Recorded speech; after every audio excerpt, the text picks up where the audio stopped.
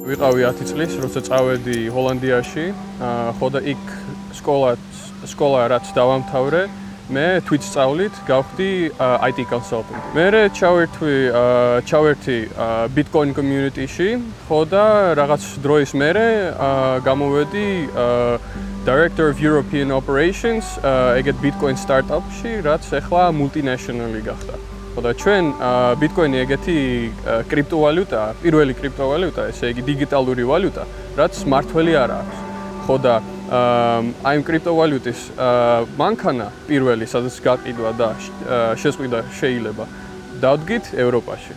კიდევ სწავლობდი აი თვით სწავლით, ხო და ეს შევწყვიტე, რომ აქ ჩამოსული ვიყავი, ხო და აქ დამეწყო მუშაობა. ვთვლი, რომ ეგეთი პროექტები ინოვაციის მიხედვით ძალიან მნიშვნელოვანია, იმიტომ რომ ქვეყანას ინოვაცია რაც თუ არ აქვს, მაგრა დაერხება. ხო და კაროჩე იქნება ძალიან ცუდი. ეგეთი მენტალიტეტი უნდა შემოვიდეს, სადაც შეზღუდვები უკვე აღარაა, იმიტომ რომ ინტერნეტით შენ მიერთდები მთელ სოფლიოს, ხო და მთელ სოფლიოში შენ შეგიძლია რომ გახვიდე, ხო და გააკეთო რაც გინდა.